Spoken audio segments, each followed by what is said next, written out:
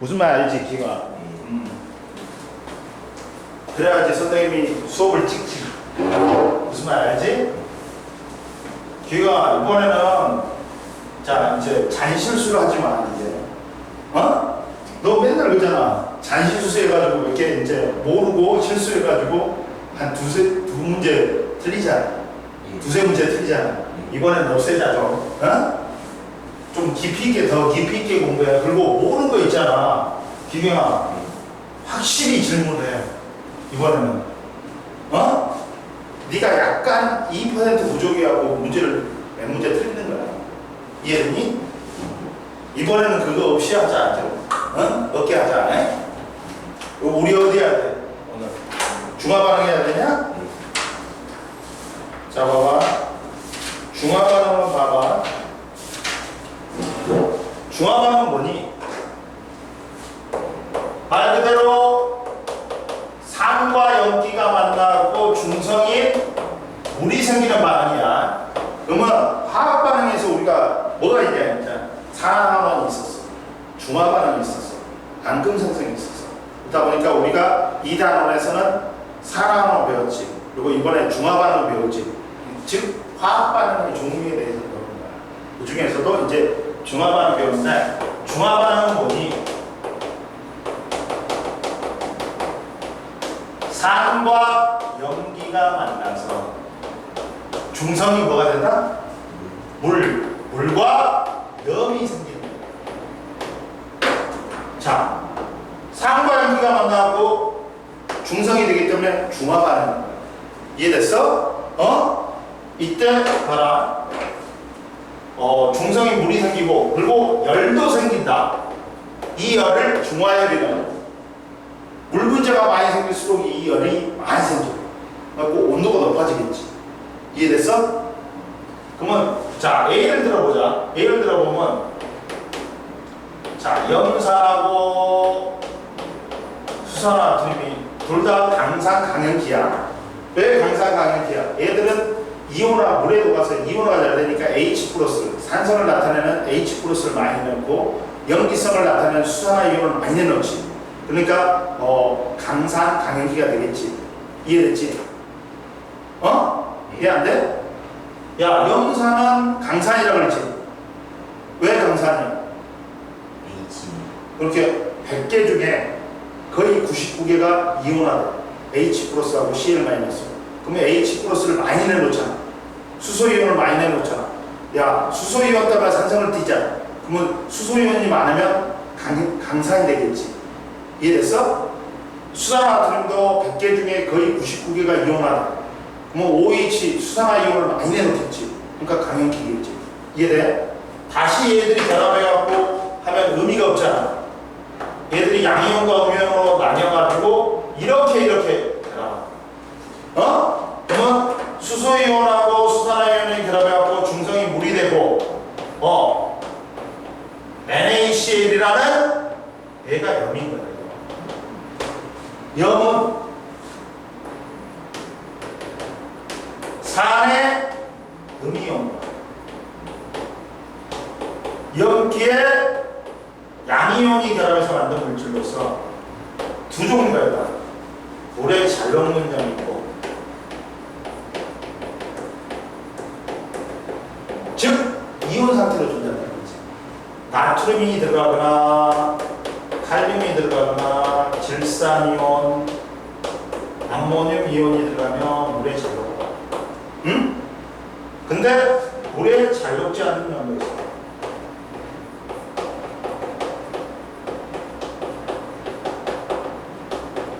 이게 뭐다? 앙금입니다.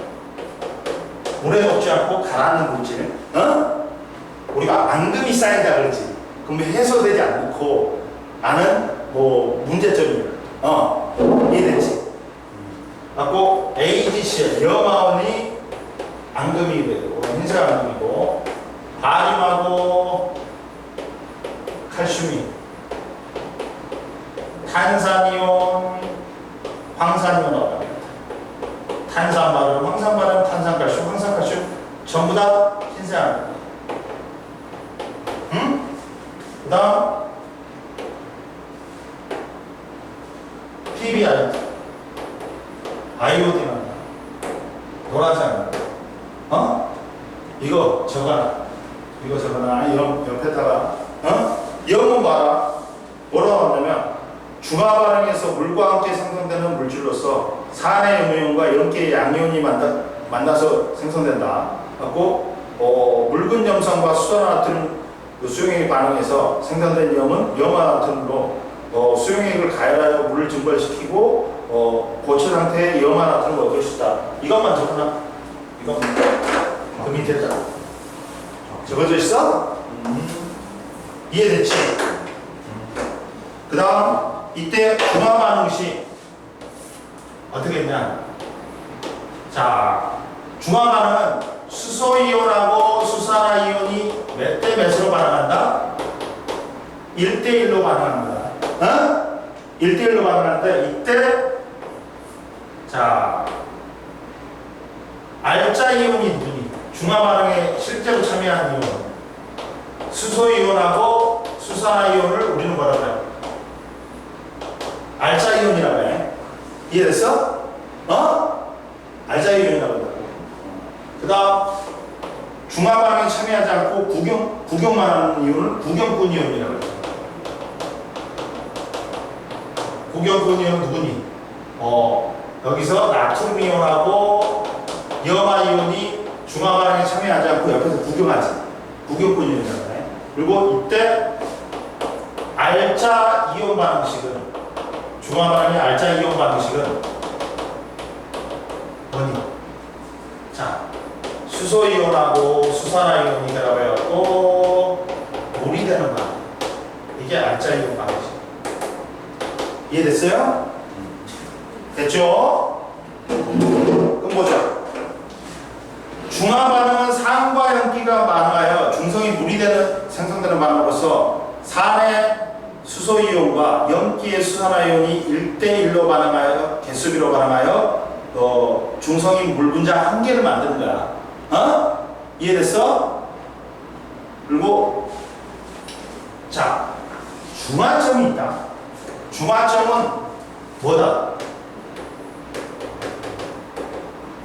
완벽하게 중화 반응이 일어나서 수소이온하고 수산화이온이 1대1로 반응해갖고 완벽하게 중화가 일어나니까 그 수용액 속에 수소이온이라든지 수산화이온이 남아있어 없어? 없어. 완벽하게 중화가 일어난 점이야. 수소이온하고 수산화이온이 모두 반응해갖고 중성이 물로 바뀌는 그 지점이 뭐다? 완벽하게 중화가 되는 중화점이야. 중화점 찾는 방법이 세 가지다. 모든 이렇게 이온이 수소이온이나 수산화이온이 1대1로 반응해갖고 수용액 속에 산성을 나타내는 수소이온도 없고 염기성을 나타내는 수산화이온도 없는 상태야. 중화점 찾는 방법. 아까 전에 선생님이 뭐라 했어? 중화 반응 시 중화열이 발생한다 했지. 물 분자가 많이 생기면 많이 생길수록 중화열도 많이 발생한대. 그래서 온도로 찾으면 돼. 온도가 제일 높은 점이 중화점이다. 이해됐어? 중화 반응 시 뭐가 발생한다 했어? 열이 발생하니까 중화 반응이 거듭될수록 열이 많이 발생하고 온도가 제일 높은 점이 중화점이다. 이해됐지? 그 다음 또 중화점을 찾는 방법 뭐야? 전류의 세기. 야, 중화 반응 시 H 플러스하고 수소이온하고 수산화이온이 결합하고 중성이 물이 돼버리지. 물이 돼버리지. 그러면 이온수가 줄어들어. 야, 이온들이 중성이 물로 돼버리잖아. 그럼 이온수가 줄겠지. 그러면 전류를 흘러주는 물질인 이온이 줄어드니까 전류는 잘 흘러 못 흘러? 못 흘러. 그러니까 전류의 세기가 제일 낮은 점이 뭐가 된다? 중화점이 된다. 이렇게 찾을 수 있고, 세 번째 뭘로 찾을 수 있다? 지시약으로 찾을 수 있다. 색깔 변화고, 이 용액의 액성을 알려주는 약을 이용해요. 그리고 중화점 찾는 방법은 세 가지가 있다. 이해됐어? 중화점은 뭐라고 했어? 산의 수소이온과 염기의 수산화이온이 모두 반응하여 산과 염기가 완전히 중화되는 지점을 우리는 뭐라고 한다고? 중화점이라고 한다. 그러면 세 번째, 호남용의 액성이야. 야, 수소이온의 수가 수산화이온의 수보다 많다. 야, 수소이온이 100개고 수산화이온이 50개야. 그러면 적은 놈에 대해서 1대1로 반응해. 그러면 야, 물 분자 몇 개가 생겨? 50개 생기고 수소이온이 50개가 남지. 그러니까 A의 액성은 뭐야? 수소이온 때문에 산성을 띠겠지. 이해되니? 수소가 나오니까. 근데 수소이온의 수하고 수산화이온의 수하고 똑같아요.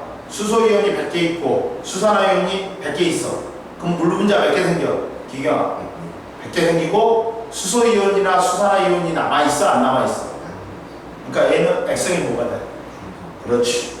이번에는 수소이온의 수보다 수산화이온의 수가 더 많아. 수소이온이 50개, 수산화이온이 100개 있대. 그러면 물 분자 몇 개 생겨? 그리고 수산화이온이 몇 개가 남냐? 그러면 얘의 액성은 뭐가 돼? 그렇지. 이해됐어요? 그 다음 이제 중화 반응이 일어날 때 변화를 보자.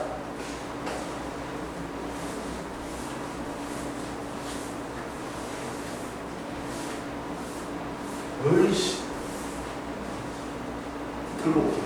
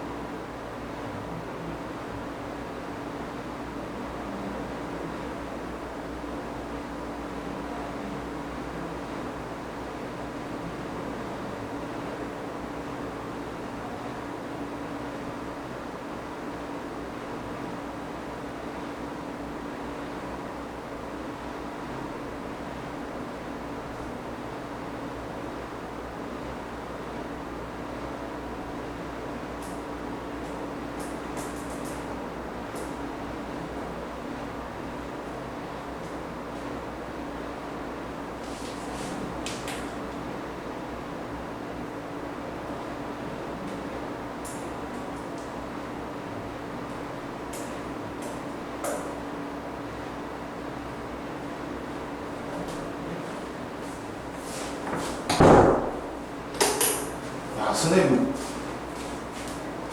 화요일 날 있잖아. 8월 1일 이사 가야 되는데 졸라 더워가지고 어떻게 하냐.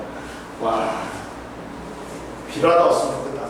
오히려 날씨가 흐리면 그래도 하는데 지장은 없을 거 아니야. 자 봐봐. 중화 반응이 일어날 때 변화 보자.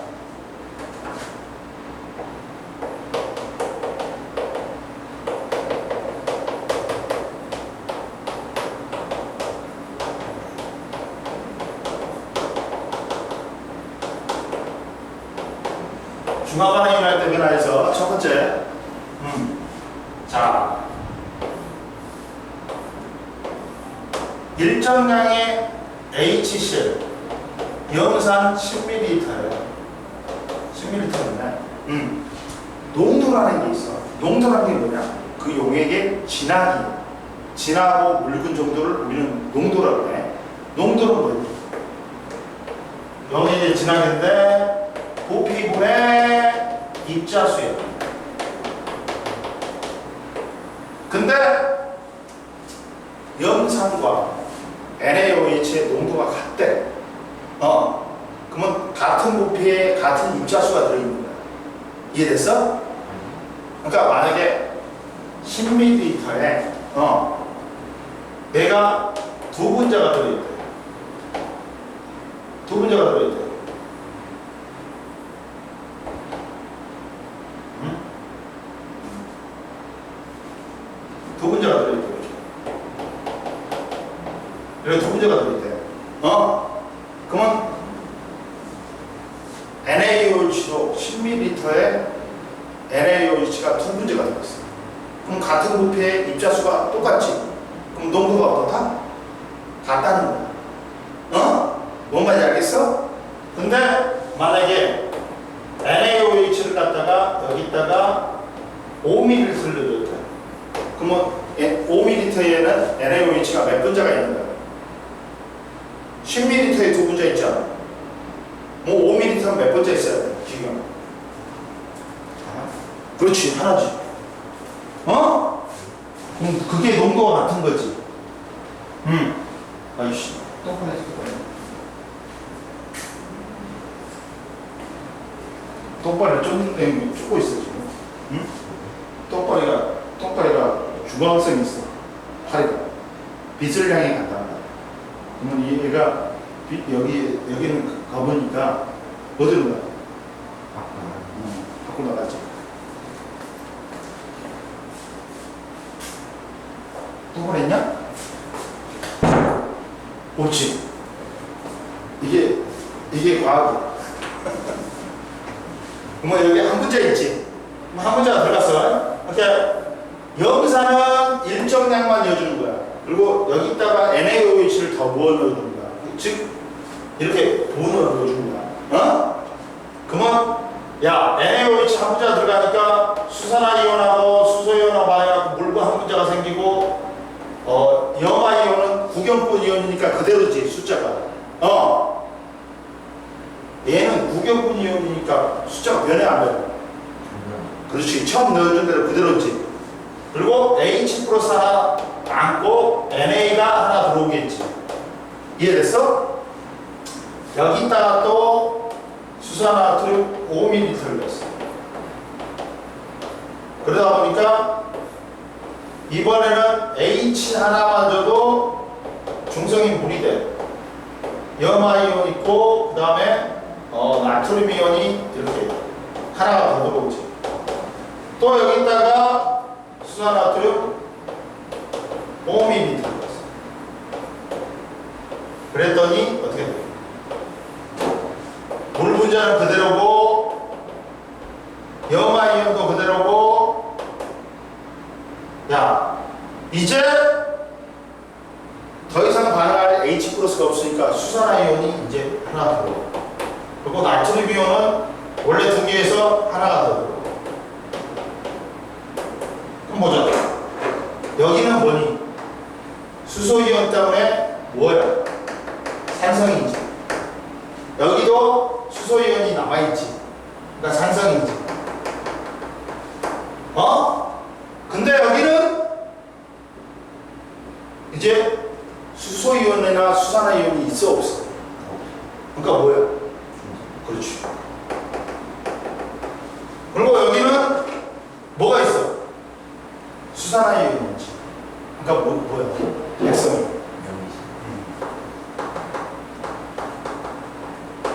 그러면 여기는 무슨 색이야? BTB용이 묻었어.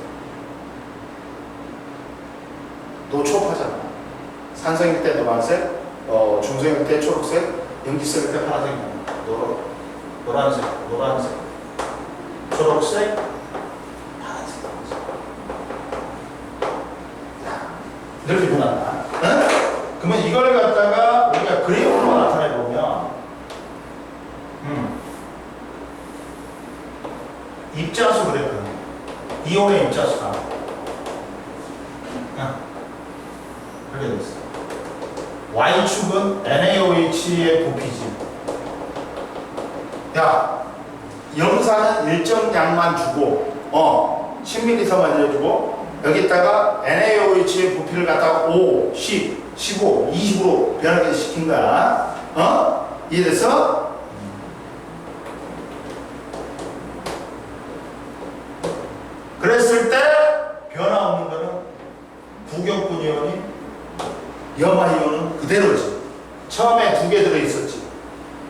줄어들겠지. 근데 갈수록 감소하는 건 누구야? 수소이온이지. 그 다음 구경권 이온이니까 넣어준 족족 증가하는 거 봐. 하나, 둘, 세 개로 증가하는 거 누구야? 구경권 이온 누구냐? 나트륨 이온이지.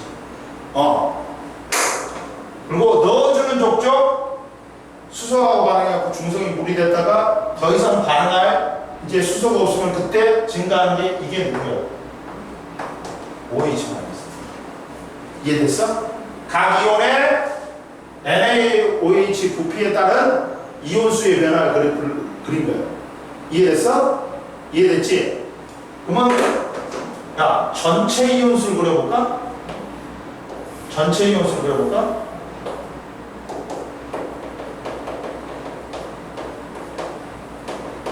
전체 이온수를 그려보면 얘는 Y축은 NaOH의 부피.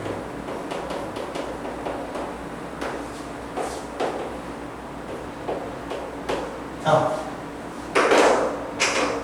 둘둘 빵빵 네 개네.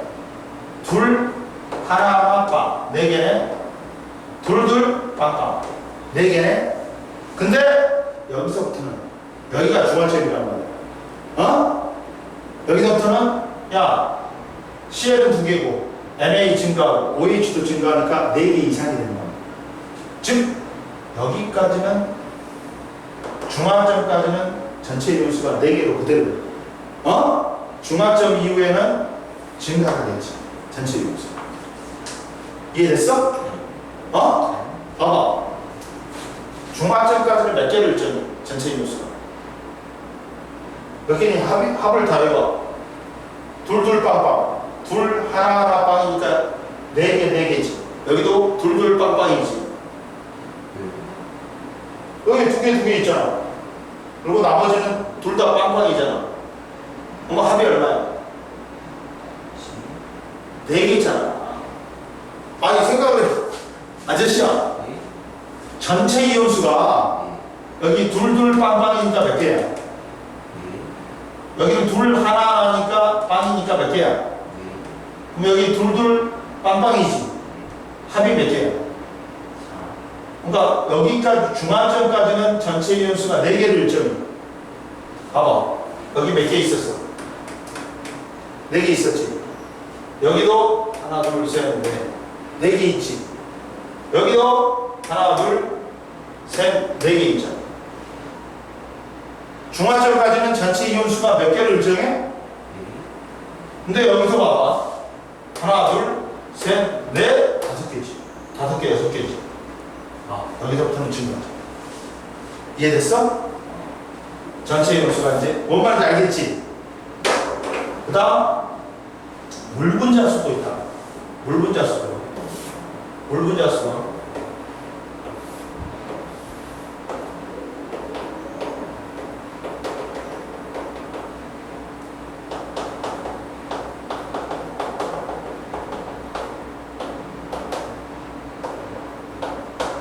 자, 물 분자수는 어떻게 된다? 이렇게 된다. 중화점까지는 계속해서 증가해. 중화점부터는 더 이상 증가해야 안 해. 봐봐. 여기 하나 생겼지. 여기 몇 개 생겼어? 2개 생겼지. 중화점까지는 증가해. 근데 중화점 이후에는 그대로 돼. 2개. 중화점까지는 물 분자수가 어떻다? 증가를 해. 근데 그 다음부터는 이제 더 이상 OH를 집어해봤자 더 이상 반응할 H 플러스가 없으니까 물이 생겨 안 생겨? 안 생기잖아. 이해됐어? 이거 그래도 다 그랬나? 이건 있고 이거 있고 이거하고 이것만 그려. 전체 이온수하고 물 분자수 그래프만 그려.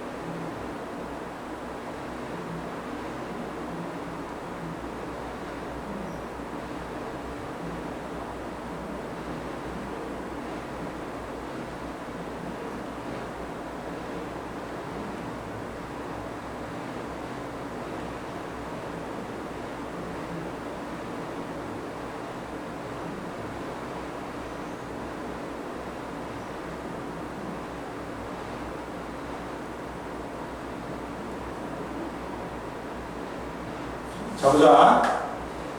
그래서, 자, 중화반응의 일어났을 때, 변화에서 이온수의 변화와 용액의 액성까지 했다. 그리고 올라와. 자, 중화점을 확인한 방법은 세 개나 있었는데, 이미. 뭐라 했어? 온도로, 온도가 제일 높은 점이 중화점이라 있어. 그리고 전류의 세기로, 전류의 세기는 제일 낮은 점이 중화점이라 있어. 그리고 지시약으로 중화점을 확인한다 했지. 그럼 보자. 237페이지에 지시약의 색변화 봐봐. 중화점을 지나면 용액의 액성이 변하면서 지시약의 색이 변한다. 일정량의 묽은 염산에 BTB 용액을 떨어뜨린 후 수산화탄 수용액을 조금씩 넣었을 때 중화점 이전에는 산성이니까 무슨 색이 돼야 돼? 그들이 중화점에서는 무슨 색이 돼야 돼?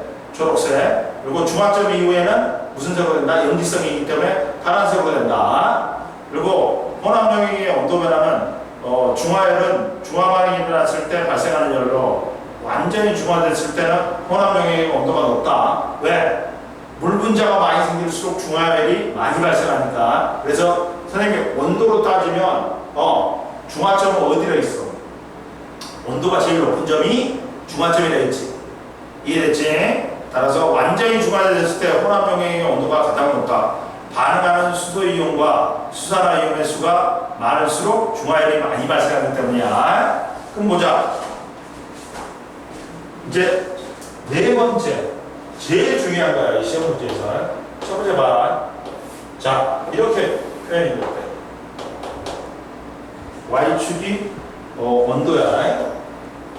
X축이 염산과 수산화나트륨의 부피를 달리했다. 그래가지고 여기가 염산이 2, 4.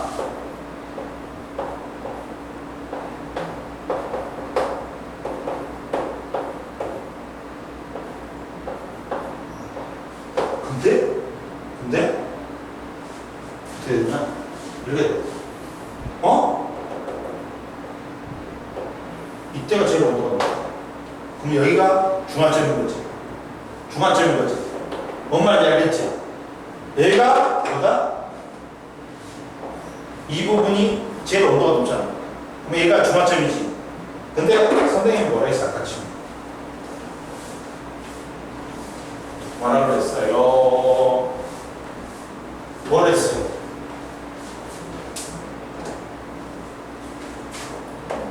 농도를 뭐 그래 했어? 용액이 부피분의 입자수가 있어. 그러면 입자수는 뭐겠냐? 농도 곱하기 뭐라 했어요? 부피라고 했어요. 이해됐어요? 농도 곱하기 부피라 했어요. 그러면 근데 중화점에서는 완벽하게 수소하고 수산화이온이 몇 대 몇으로 가요? 1대1이요. 그러면 입자수가 같네? 그럼 농도하고 부피는 중화점에서 무슨 관계다? 반비례 관계다. 근데 얘는 부피가 몇 대 몇이니? 부피가 몇 대 몇이야? 1대1로 반응하지. 그럼 농도도 몇 대 몇이다? 응? 몇 대 몇이야? 1대1이겠지. 이해됐어? 아니, 농도하고 부피, 중화점에서 입자수가 완벽하게 1대1로 반응하지. 그럼 농도하고 부피는 몇 대 몇이야? 반비례지. 근데 얘가 1대1이면 얘도 몇 대 몇이야? 1대1이겠지. 이해됐지? 뭔 말인지 알겠지? 근데 작은 놈에 대해서 1대1로 변하래. 그럼 얘 물분자 몇 개 생겨? 2개 생기겠지. 얘 물분자 몇 개 생겨? 4개. 얘는 몇 개 생겨? 6개. 얘는 몇 개 생겨? 얘는 몇 개 생겨? 이해됐어? 그러다 보니까 A하고 A는 야 부피는 똑같지? 부피는 똑같지? 합이 12지? 그러면 부피는 같은데 물 분자가 4개 생기니까 온도가 같지 얘들. 온도가 같지. 온도가 같잖아. 얘도 여기고 얘도 여기잖아. 온도 같지. 이해돼? 근데 봐, 두 번째.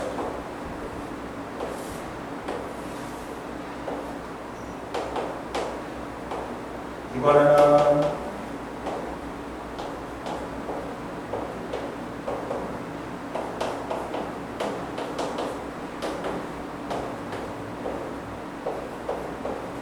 여기가 중앙점이야. 여기가 중앙점. 여기가 중앙점.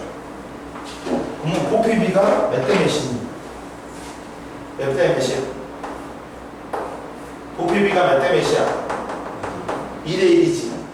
농도비는 반비례하지. 어? 농도비는 반비례하잖아. 중앙점에서. 농도비는 1대 2라고. 근데 선생님 뭐라 했어? 입자수는 농도 곱하기 부피력이지. 얘는 1 곱해줘봐. 얘는 2를 곱해줘야 돼. 그럼 봐봐. 그럼 얘는 20, 16, 12, 8, 4가 되지. 적은 놈에 대해서 1대1이니까 얘 물분자 몇 개 생겨? 2개 생기지. 얘 물분자 몇 개 생겨? 4개. 여기 몇 개 생겨? 여기는 몇 개 생겨? 8개 생기지. 그리고 여기는 몇 개 생겨? 4개 생겨. 그러다 보니까 얘가 온도가 제일 높아. 이해됐어? 어? 그리고 얘가 더 높아. 얘보다. 왜? 물 분자 몇 개 생기니? 어? 물 분자 몇 개 생겨? 6개 생기지. 그리고 얘는 몇 개 생겨? 그러니까 누가 더 온도가 높아? 그렇지. 6개가 더 높아. 4개. 4개는 여기잖아. 이해됐어? 어? 이렇게 되는 거야. 이해됐지? 이건 적었어, 안 적었어? 여기다가 두 개다 걸려. 두 개다 걸려나? 응?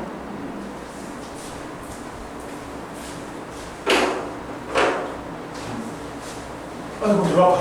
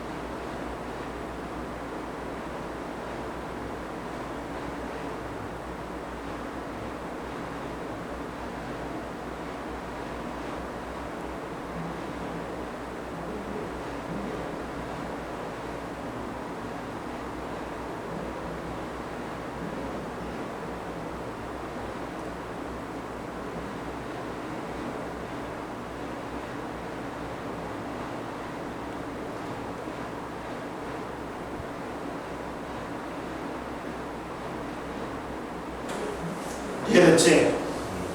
그 다음 보자.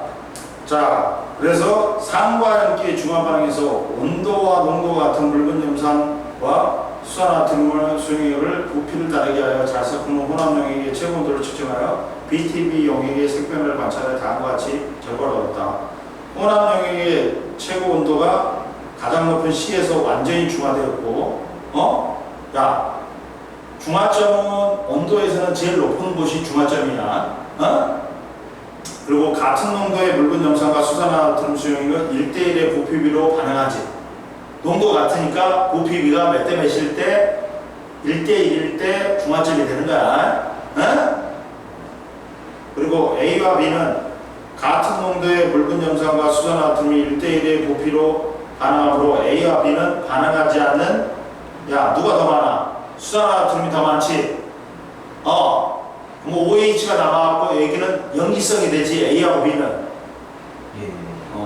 근데 D하고 E는 뭐야? 누가 더 많아? 염산이 더 많지. 그러니까 여기는 산성을 나타내겠지. 이해됐지? 그리고 D와 E는 같은 농도의 묽은 염산과 수산화트륨 수용액은 1대1의 부피비로 반응하므로 DE에는 반응하지 않는 수소이온이 존재한다. 따라서 DE는 액성은 산성이다. 그리고 중화반응, 생활 속의 중화반응 봐봐. 생선 비린내는 트리메틸아민이라는 그 염기성 물질이 비린내를 나타내. 그러니까 우리가 뭘 뿌려? 레몬즙을 뿌려. 레몬즙은 시트르산이잖아. 그러면 얘들이 중화되면서 비린내가 없어지는 거야. 미쳤다고 레몬즙 뿌리는 거 아니야? 생선즙에다가. 이유가 다 있어. 중화반응이야. 이해됐어? 그리고 김치의 신맛. 김치의 신맛은 젖산 때문이야. 여기다 탄산수 나트륨 염기성을 뿌리면 신맛이 들러. 중화되면서. 이해됐어? 그리고 산성화된 토양 중화. 산성화된 토양에 산에 석회가루 연기를 뿌리지. 그럼 중화가 된다. 벌레 물린 데 약바르기. 벌레 물린 데는 포름산, 벌레 독에 산이 있어. 암모니아수 연기를 바른다. 그 다음 그러면 중화가 돼. 그래갖고 우리가 가려움이라든지 붓기가 멈추는 거야. 벌레 물릴 때, 모기 물렸을 때 버물려 하잖아. 버물려가 연기라고. 그러면 중화시킨다고. 그 다음 제산제 복용. 야, 우리가 아침밥을 안 먹지. 그러면 위에서는 위산인 염산, 강산이 나와. 그래갖고 위벽을 자극해. 그래갖고 위벽을 자극하니까 속이 쓰려. 이때 갤포스를 먹어. 갤포스는 약연기, 수산화 마그네슘, 수산화 알루미늄이 돼 있어. 그러면 이게 약연기하고 강산하고 만나갖고 중화가 돼. 그러면 속수름이 멈춘다 해서 산을 다스린다 해서 제산제라는 거야. 이해됐니? 뭔 말인지 몰라? 야, 우리가 속쓰리지. 그러면 제산제를 먹어. 그러면 이 속쓰린 게 염산 때문에 그러거든? 그러면 제산제는 연기라고 말이야. 그 산과 연기가 만나고 중화 반응이 일어나니까 속쓰림이 멈추는 거야. 이해됐어? 위산의 과다 분비로 속이 쓰릴 때 제산제 연기를 먹는다. 이산화황 제거. 공장의 배기가스에 포함된 이산화황을 연기성 물질인 산화칼슘이나 석회석 등으로 중화하여 제거하고, 양치질도 입안에 음식물이 분해되어 생긴 산을 치약, 연기로 양치질하여 제거한다. 그 다음 그 밖에 중화반응 보자. 물놀이 시설에 물을 염소로 소독할 경우 산성을 띠므로 연기를 넣어서 pH를 조절한다. 하수구 처리장의 악취의 원인은 황화수소인 산이야. 연기인 수산화나트륨을 넣어서 중화하고, 종이 만들 때 종이에 포함된 산성물질을 연기성 물질로 중화하여 종이를 오래 보관한다. 그리고 중화 반응이 아닌 거, 머리카락에 의해서 하수구가 막혔을 때 뚫어뻥 있지. 뚫어뻥은 야, 이 머리카락이 단백질이란 말이야. 뚫어뻥은 연기야. 연기성이야. 연기성은 단백질을 녹이는 성질이 있단 말이야. 하고 여기에 막힌 세면대에 막힌 있잖아. 여기 이걸 녹여버려. 단백질 머리카락을. 그래갖고 이게 30분 지나면 물 부으면 뻥 뚫려. 이건 중화 반응이 아니야. 연기 반응이야. 연기가 단백질을 녹이는 성질이 있단 말이야. 이해됐지? 그 다음 토양과 호수의 산성화 방지. 봐봐. 산성화된 원인은 화학비료나 산성비 등에 의해서 토양이나 호수가 산성화된다. 산성화의 피해는 산성화된 토양에서는 작물이 잘 자라지 못하고 산성화된 호수에서는 물고기가 살기 힘들다. 산성화 방지법은 석회가루를 뿌려 중화한다. 이때 석회가루의 양이 너무 적으면 효과가 나타나지 않고 너무 많이 뿌리면 오히려 환경에 해를 끼칠 수 있으니까 적절한 양을 뿌려야 된다. 됐지?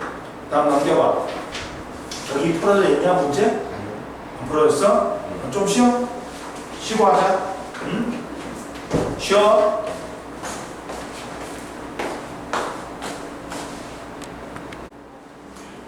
자 이제 또 야 238페이지하고 239페이지 풀어봐.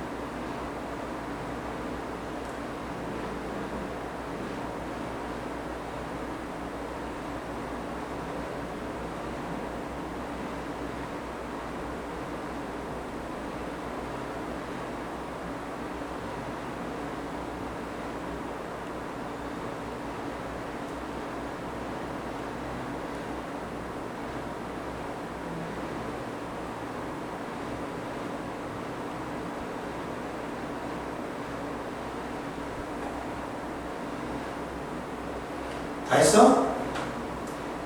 자, 1번에 238페이지 1번에 중화반응 1대1 H 플러스 OH 마이너스 그 다음 중화점 6번에 산성 7번에 염기성 8번에 중화열 그 다음에 1번에 00XX0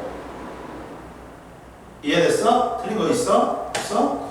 그 다음 2번에 1번에 파란색 초록색 노란색 파란색 초록색 노란색 2번에 다 중화점이지 3번에 염기성 4번에 B 5번에 X00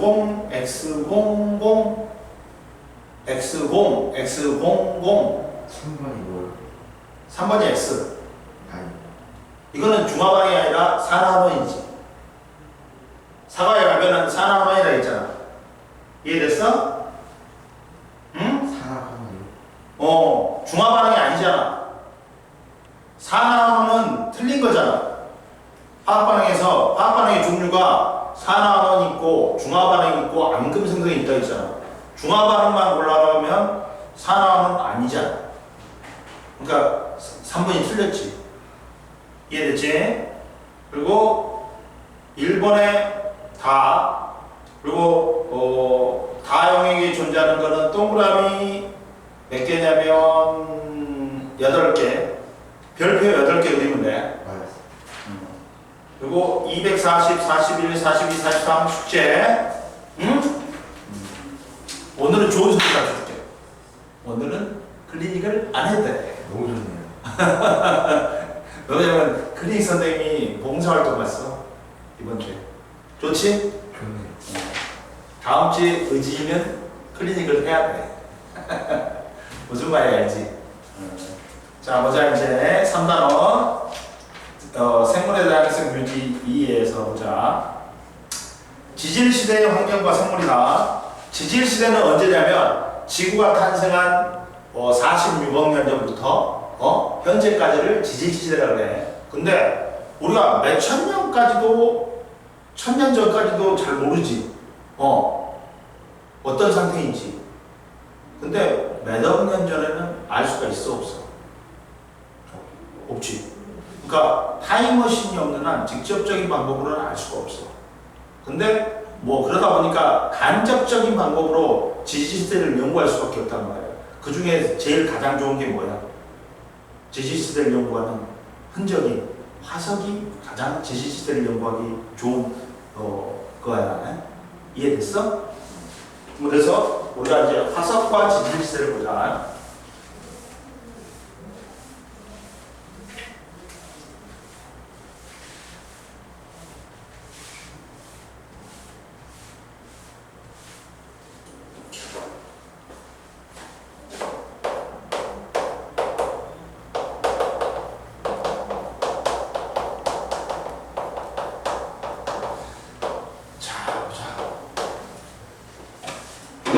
화석이란 건 뭐야? 과거에 살았던 생물의 유해나 흔적이 지층 속에 남아있는 거지.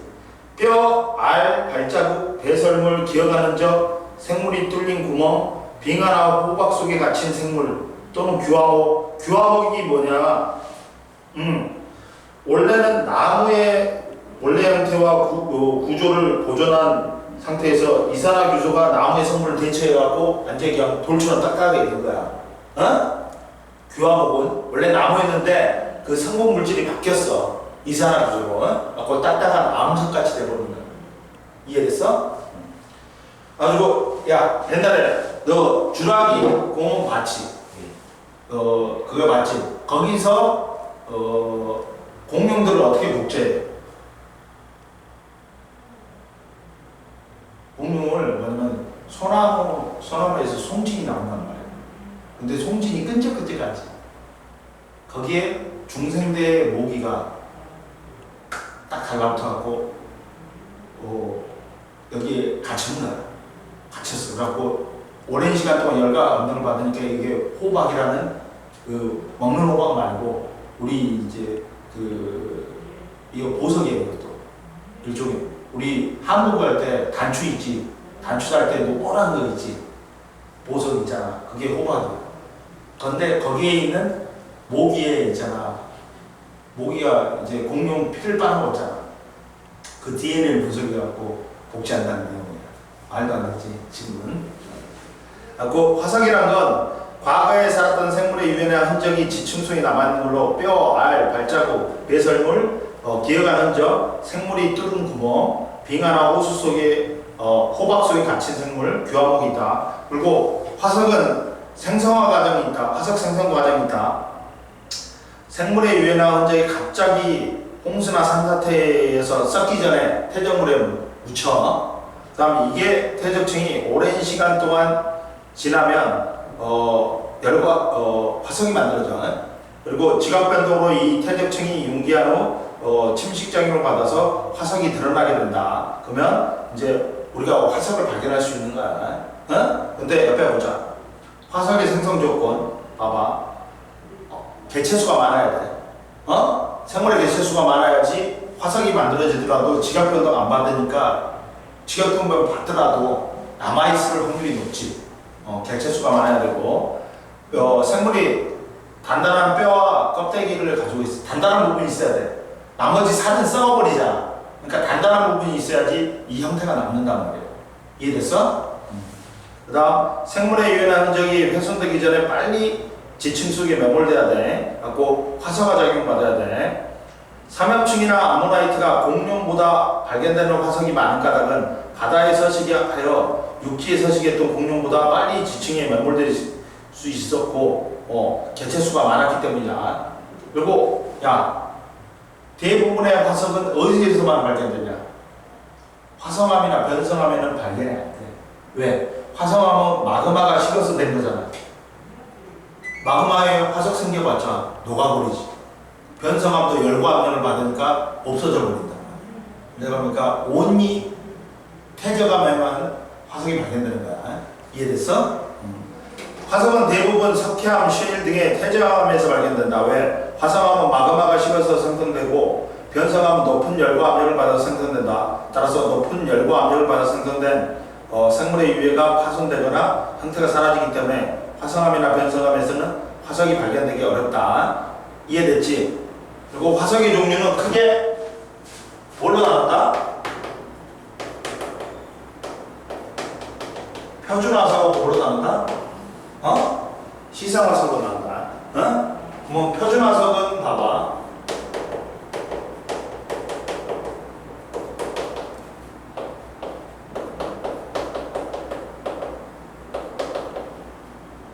얘는 개체수는 많아. 표준화석은 지층의 특정 시대에만 살았어. 짧게 살았어. 특정 시대에만 살았단 말이야. 그러다 보니까 이게 발견되면 지층의 생성 시기를 알죠.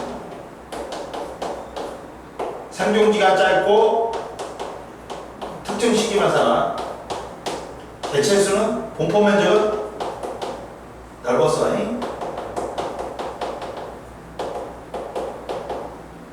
가지고 이게 발견되면 고생되고 이게 발견되면 중생되고 신생돼야 지층의 생성 시기를 알려준단 말이야. 고생대의 표준화석이 뭐 있냐? 봐봐.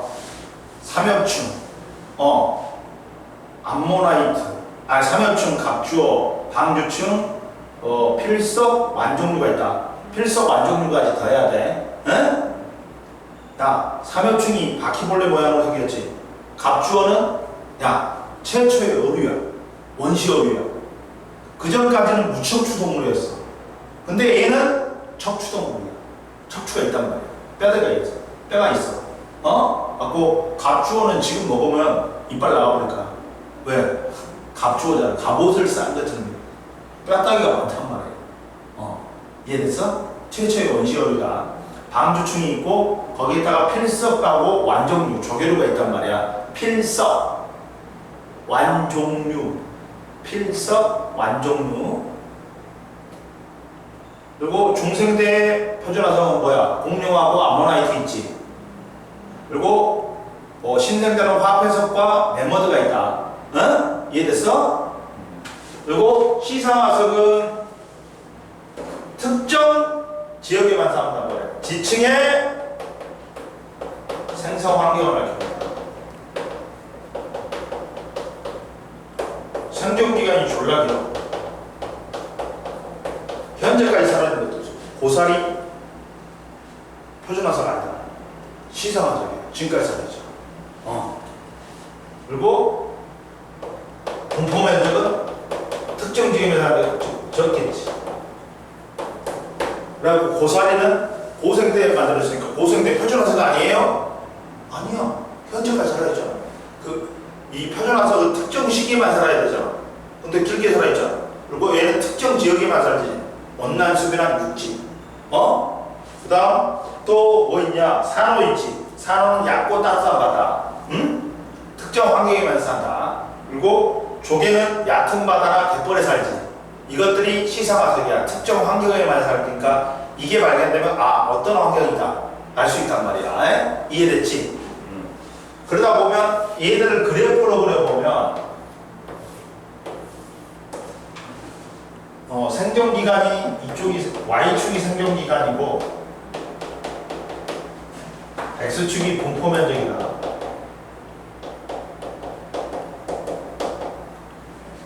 생존기간 길고 분포면적이 좁은 거는 누구다? 시상화석이지. 이해됐어?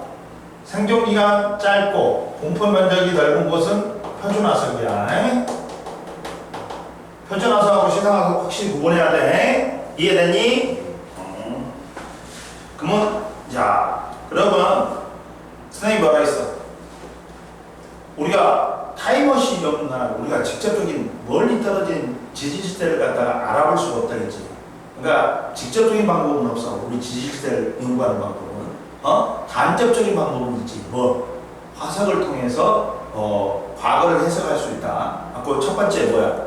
지층이 생성될 당시의 환경. 뭘 통해서? 시사화석을 통해서. 그 다음 두 번째, 표준화석을 통해서 지층이 생성되는 시기 알 수 있다. 시대를. 그 다음 세 번째, 과거의 생물의 진화 과정. 같은 종인데 진화가 거듭됐어. 그러니까 나중에 발견된 지층일수록 진화가 많이 됐겠지. 이해됐어? 그리고 과거 대륙의 이동, 대륙 이동도 알 수 있고, 과거 여기가 육지였는지 바다였는지 알 수 있다. 그리고 지층의 용기, 지층의 용기는 뭐야? 지층 자체가 전체적으로 올라오는 거야. 전체가. 반대로 내려오는 건 뭐라 그래?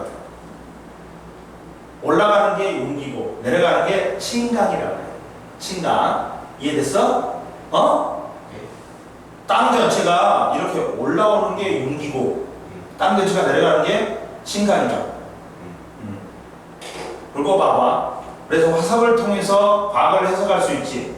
뭘 알 수 있어? 지층이 생성된 당시의 환경, 시대, 그 다음 과거 생물의 진화 과정, 그 다음에 과거 대륙 이동, 과거에 여기가 육지였는지 바다였는지 알 수 있고 지층의 인기까지 알 수 있다. 그럼 첫 번째 보자. 지층이 생성될 당시 환경은 뭘 이용하면 돼? 시상화석을 통해서 이용하여 지층이 생성될 당시의 환경을 알 수 있다. 과거 지구에 살았던 생물의 서식 환경 봐봐. 그림은 산호와 고사리의 오늘날 지구에 살고 있었던 모습과 화성의 모습을 나타낸 거다. 야, 화성이 발견된 지층의 생성 환경 봐봐. 자, 생물은 과거에도 오늘날과 유사한 환경에서 서식했을 것이다. 그러면 산호 화석이 발견된 지층이 생성될 당시의 환경을 봐봐. 오늘날 산호는 따뜻하고 얕은 바다에 서식하므로 지층이 생성될 당시는 따뜻하고 얕은 바다였을 것이다. 고사리가 발견된 지층이 생성될 당시 환경은 오늘날 고사리는 따뜻하고 수변한 육지에 서식하므로 지층이 생성될 당시에 따뜻하고 수변한 육지였을 것이다. 즉 생물의 서식 환경과 다른 곳에 화석이 발견되는 경우는 봐봐. 생물이 퇴적된 이후 지각 변동을 받아서 다른 환경으로 변했기 때문이다. 강원도 영월 산지에서 산호석이 발견됐어. 그럼 원래는 이 지층이 생성될 당시에는 얕고 따뜻한 바다였어. 근데 이게 용기가 일어나고 산으로 변해버린다. 현재는. 이해됐어? 그 다음 올라와. 지층의 생성시대는 뭘 통해서 알 수 있다? 표준화석을 통해서 이용하여 지층의 생성시대를 알 수 있다. 지질세 구분 기준으로 이용한다. 과거 생물의 진화 과정. 세 번째, 나중에 생성된 질층일수록 진화된 생물의 화석이 발견되고, 과거 대륙 이동은 멀리 떨어진 대륙의 화석을 비교하여 대륙 분포를 비교할 수 있다. 봐봐. 야, 옆에 봐라. 과거 대륙 분포에 봐라. 야, 고생대 말에 모든 대륙이 모여가지고 뭘 형성했냐? 초대륙인 판기한 형성했지. 그러면 이제 이게 붙어 있잖아. 근데 지금 현재는 다 떨어져 있지. 근데 멀리 떨어진 대륙에서 같은 동물의 화석이 발견돼. 메조사우루스라든지, 글리소테리어스라는 식물 화석이 발견돼. 메조사우루스가 날개 달린 거 아니잖아. 그럼 멀리 떨어진 대륙에서 발견될 수 있어, 없어? 없잖아. 근데 과거에는 한번 붙어 있으니까 얘가 걸어가고, 다른 데로 가버린 거지. 붙어 있었으니까. 그래갖고 얘가 글리소테리를 먹고, 여기서 먹고, 다른 데로 먹고, 다른 데로 가고 똥 싸버려. 그럼 글리소테리어스가 거기서 또 생기겠지. 과거에는 이게 하나의 대륙으로 뭉쳐 있었구나. 알 수 있다. 그렇게. 그래 봐봐. 뭐라고 하냐면 메조사우루스 화석과 글리소테리어스 화석은 멀리 떨어진 여러 대륙에서 발견되는데, 이를 통해 현재는 멀리 떨어진 대륙들이 과거에는 한 덩이로 뭉쳐져 있다는 걸 알 수 있다. 즉 과거의 대륙 이동을 알 수 있지. 그리고 과거의 육지 환경과 바다 환경, 화석이 발견된 생물의 서식 환경을 통해 지층이 생성될 당시의 환경이 육지인지 바다인지 알 수 있다. 공룡, 매머드, 고사리, 참나무가 발견되면 과거 육지 환경이고, 삼엽충, 갑주어, 방주충, 완종류, 암모나이트, 화폐석, 산호, 조개가 발견되면 과거 뭐였다? 바다 환경이었다. 이해됐지? 그 다음 보자. 이제 지층의 용기는 봐라. 바다에 살았던 생물의 화석이 육지에서 발견된 경우 이 지층은 바다 밑에서 만들어진 이후 수면 위로 융기했다는 걸 알 수 있다. 강원도 태벽 산지에 고생된 지층이 발견되는 삼엽충 화석, 히말라야 산맥에서 발견되는 암모나이트 화석. 야, 강원도 태백 산지에서 고생된 지층에서 발견되는 삼엽충 화석은 원래는 뭐였어? 바다에서, 삼엽충이 바다에 생긴단 말이야. 근데 얘가 융기해가지고 뭐가 돼버린 거야? 산이 돼버리니까 이게 산에서도 삼엽충이 발견되는 거야. 그리고 히말라야 산맥에서도 암모나이트 화석이 발견돼. 그럼 뭐 중생대 때는 얘가 바다였어. 근데 이게 융기해가지고 뭐가 된 거야? 산이 된 거지. 이해됐어? 지층이 융기했다는 걸 알 수 있다. 그리고 봐라. 화석을 이용한 과거의 해석 봐봐. 자, A 지층은 봐봐. 제일 밑에 있지. 그럼 제일 먼저 만들어진 거야. 밑에 있는 지층일수록 먼저 만들어진 거야. 근데 뭐가 발견되냐? 삼엽충하고 산호가 발견되지. 삼엽충이 발견됐다는 건 이 시대는 무슨 시대다? 고생대였고, 삼엽충과 화석이 발견됐으니까 그때까지는 바다였어. 바다였어. 이해됐지? 얘들이 산호나 삼엽충 바다에만 살잖아. 고생대 때는 이 지층이, A 지층이 바다였단 말이야. 이해됐어? 그 다음 B 지층이 발견되니까 공룡이 발견되네? 얘는 중생대 때 만들어졌지. 근데 중생대 때는 뭘로 변해버렸다? 육지로 변해버렸다. 공룡은 육지에 살잖아. 고생대 때는 바다에 있는데 중생대 때 육지로 바뀌었다는 거야. 이 지층이. 이해됐어? 그리고 C를 봐라. C는 고사리가 있지. 그러면 온난수비나 C 지층에서는 고사리가 발견되니까 지층이 퇴적될 당시에 따스하고 습한 육지로 변는 거야. 이해됐니? 자, A 지층은 산화석과 삼엽충 화석이 발견됐으니까 지층이 퇴적될 당시에는 따뜻하고 수심이 얕은 바다의 환경이고 고생되었어. B 지층은 공룡 화석이 발견됐지. 중생되고 지층이 퇴적될 당시에 육지 환경이었다. 즉 가장 먼저 생성된 A 지층이 생길 당시는 고생되었고 바다였어. 근데 지층이 융비하여 BC가 될 때는 육지 환경으로 변한다. 이해됐어? 그 다음 보자. 이제 지질 시대는 언제부터야? 지질 시대는 언제부터야?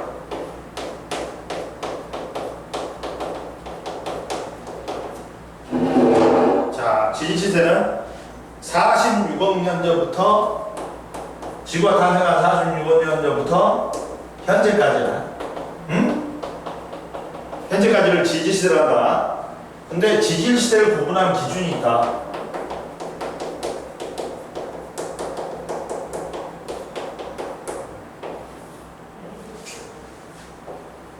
생물계의 큰 별. 어떤 게 멸종되고 어떤 게 새로 나타나는지 이거에 따라 나눌 수 있고, 그 다음 대규모 지각 변동이에요. 이 대규모 지각 변동에는 부정합이 있어. 왜 부정합이 지질세를 구분하는 기준이 되냐? 대규모 지각 변동을 만든다. 부정합이냐면 정합이라는 건 야, 퇴적이 시간에 연속적으로 일어난 거야. 끊김이 없어. 계속해서 연속적으로 퇴적된 거야. 이거는 정합이야. 근데 퇴적이 되다가 잠시 중단됐어. 그리고 오랜 시간이 지난 다음에 다시 퇴적이 되지. 이걸 부정합이라고. 정합이라면 지층이 퇴적될 때 연속적으로 퇴적되는 거야. 시간에 대해서. 근데 부정합이라는 건 뭐야? 퇴적되다가 잠시 멈췄다가 오랜 시간이 지난 다음에 다시 퇴적되는 거야. 연속성이 깨지는 게 부정합이야. 이해됐어? 순서는 이렇게 돼. 부정합은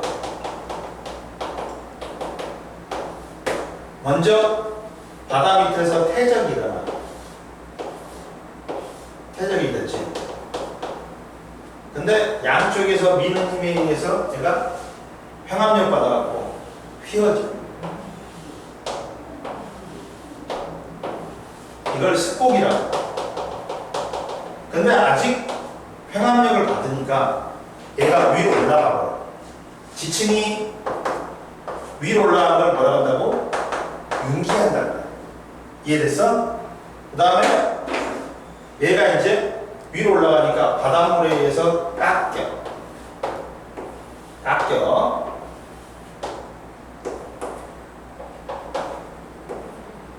이게 침식이야. 깎인 다음에 어떻게 돼? 밑으로 내려가. 심각을 해. 그 다음 이제 바다 밑으로 들어가니까 다시 퇴적이. 근데 처음에는 얕은 바다에다가 점점 깊어지지. 제일 처음에는 자갈이 쌓이고 그 다음 더 작게 쌓여. 다시 퇴적. 봐봐. 퇴적과 퇴적 사이에 오랜 시간이 연속적이 아니지. 퇴적이 연속적이 아니지.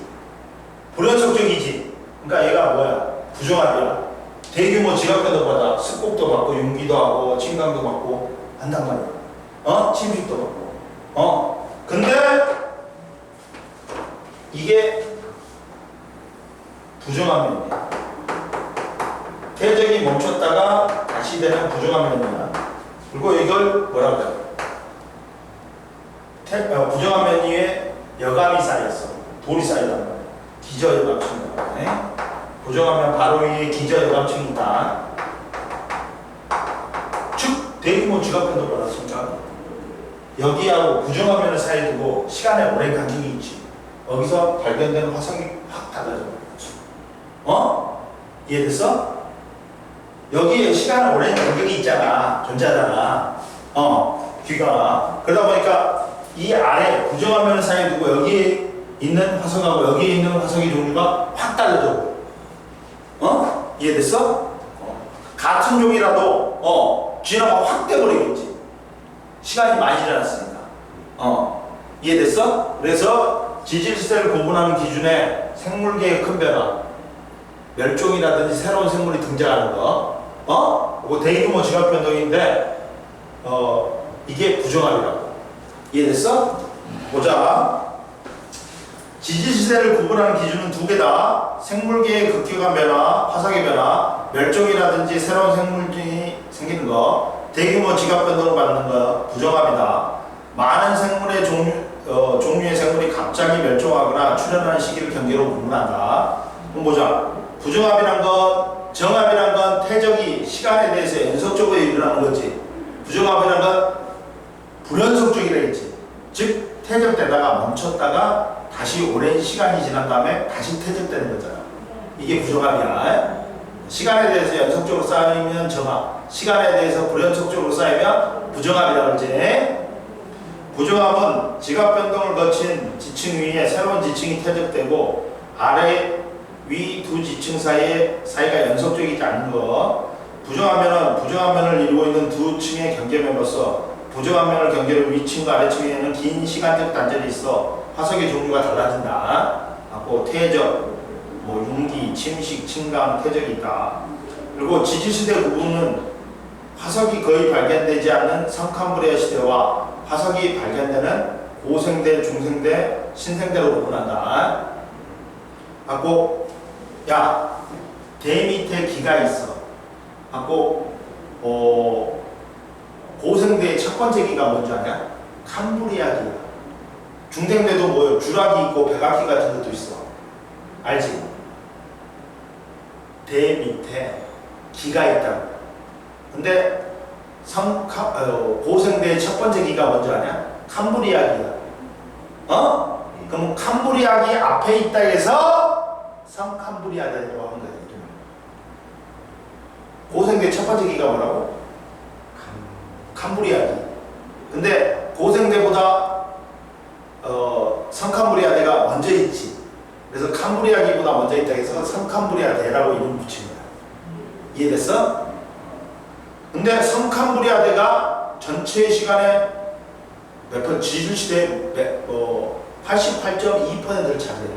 그 다음 뒤로 갈수록 기간이 짧아져. 그 다음 긴 게 고생대, 그 다음 중생대, 신생대가 제일 짧다. 그래갖고 46억년부터 5억 4,100만 년 전까지가 성캄브리아 되고 5억 4,100만 년에서 2억 5,200만 년 전까지가 고생되고 2억 5,200만 년에서 6,600만 년 전까지가 중생되고 6,600만 년에서 현재까지가 신생된 거야. 그리고 지질시대의 상대적 길이를 12시간으로 기준으로 했을 때 성캄브리아대가 10시 35분까지야. 그리고 10시 35분부터 중생대는 11시 21분이야. 신생대는 11시 50분. 10분밖에 안 돼. 신생대는 뒤로 갈수록 짧아진다. 그리고 야, 화석이 거의 발견되지 않는 시기는 언제니? 성캄브리아 시대야. 왜 성캄브리아 시대가 화석이 발견되지 않을까? 개체수도 적었고 뼈같이 단단한 골격이 없었어. 그리고 화석이 생겨도 너무 시간이 길어. 그러니까 지각 변동 받아서 없어질 확률이 많아. 이해돼? 성캄브리아대가 왜 화석이 제일 적다고? 개체수 자체도 적었어. 그리고 생물이 단단한 부분이 골격이 있었어, 없었어? 없었고 오래 너무 길기 때문에 오랜 시간 동안에 지각 변동을 받아서 생겼어도 없어질 수 있다. 뭐라고 하냐면 성캄브리아 시대의 화석이 거의 없는 까닭은 생물의 개체수가 적었고 생물의 단단한 골격이 없었으며 화석이 되었어도 지각 변동과 풍화작용을 받아서 거의 남아있지 않기 때문에. 그리고 화석이 많이 발견된 시기는 생물계의 변화를 기준으로 고생대, 중생대, 신생대로 구분한다. 지질시대의 상대적 길이는 성캄브리아대가 압도적으로 길고 그 다음이 고생대, 중생대, 신생대 수이다. 그래서 254페이지까지 풀어보면 돼. 알겠죠? 오늘 여기까지 하고 집으로 가세요. 오늘은 클리닉 10입니다. 너무 좋네요. 뭐 할 거야?